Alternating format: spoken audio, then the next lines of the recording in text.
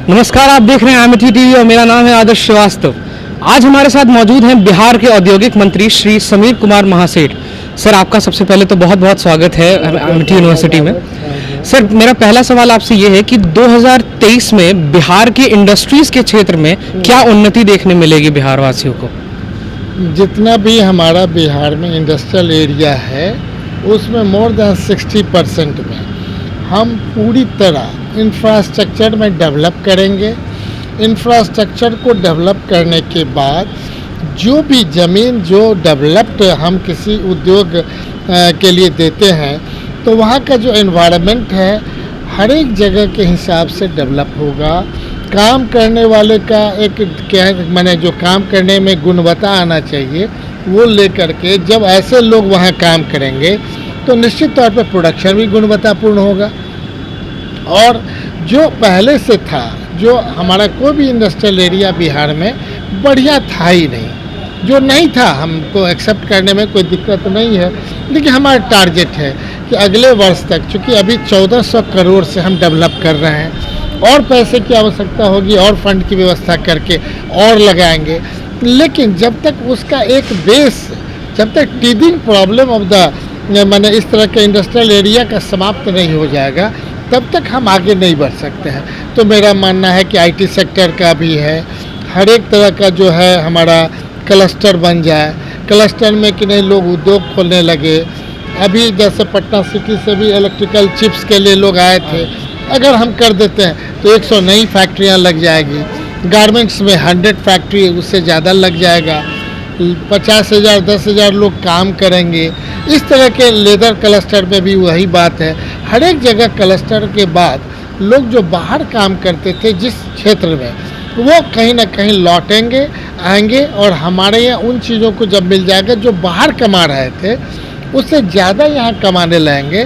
तो परिवार तो वहाँ रख नहीं रहे हैं, यहाँ परिवार के साथ काम करेंगे तो उनमें एक सोच आएगा कि हम और बढ़िया काम करें ताकि यहाँ का जो प्रोडक्ट है वो हर एक ज़िले का, हर एक माने इंडस्ट्रियल एरिया का या प्राइवेट भी जगह में खोल करके खोलेंगे तो वो कहीं ना कहीं एक्सपोर्ट ओरिएंटेड ज़िला बन जाए, ताकि देश दुनिया में जहाँ हमारा बिहार का प्रोडक्ट जाए तो उसमें उनको लगे कि यहाँ के का जो प्रोडक्ट है पूरे देश में सबसे अच्छा प्रोडक्ट है।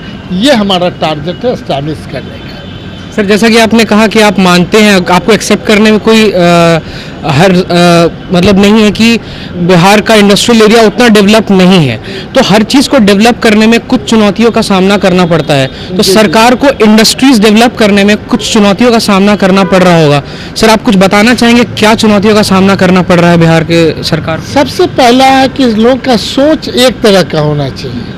अगर सोच एक तरह का होगा, सरकार का भी होगा, एंटरप्रेन्योर का भी होगा, और जो हमारा उपभोक्ता का बिहार है वो तभी उत्पादकता का बिहार में बदलेगा।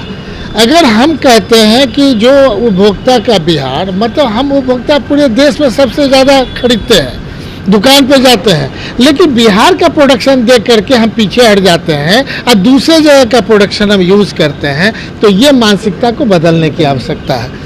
हम अपने गुणवत्तापूर्ण चीज़ों को खरीदेंगे और उस पर एक हम आपके माध्यम से हम कहीं ना कहीं ये कहेंगे कि कुछ दिन अपने पर भरोसा करो, खाओ पियो और उस ढंग का यूज करो।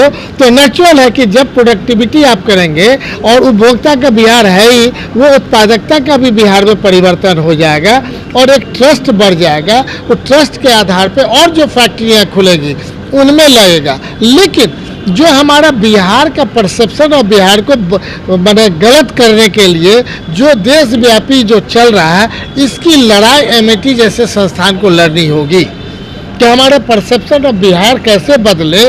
लोगों के मन में बिहार के प्रति श्रद्धा, गुणवत्ता, यहाँ का युवा शक्ति, यहाँ का कामगार, यहाँ ज़्यादा मेहनती है, ज़्यादा बुद्धिमान है पूरे देश में बिहार के लोग, ये स्थापित करने की आवश्यकता है।